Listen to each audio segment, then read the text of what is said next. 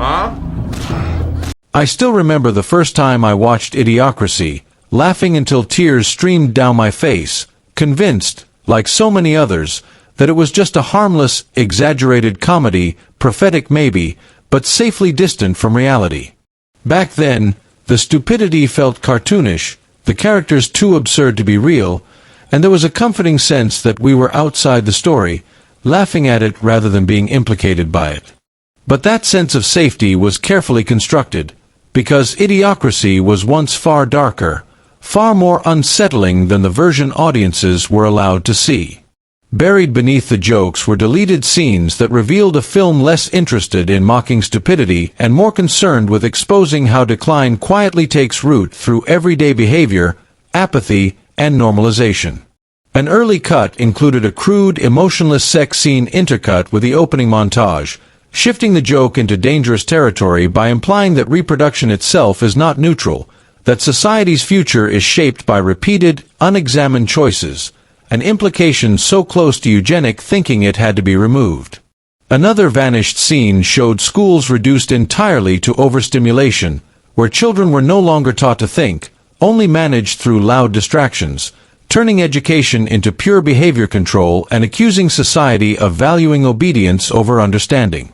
President Camacho, remembered as a joke, once ordered Joe's execution outright on stage, revealing how power needs no laws when it has the crowd's approval. A moment softened because it felt uncomfortably familiar. A fully realized museum once preserved farting as cultural heritage with total seriousness, exposing a society where culture survives only as empty form, drained of meaning, a scene so quiet and disturbing that test audiences stopped laughing.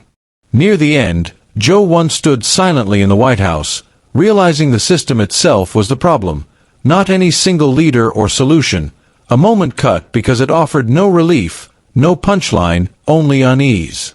Other removed moments reinforced the same theme, relationships instantly replaced without emotion, childbirth treated like an assembly line, justice decided by shouting crowds, intelligence tests designed to humiliate rather than understand, and finally a single deleted line that pointed directly at the audience, accusing not the characters but us, reminding us that decline requires no conspiracy, only prolonged indifference.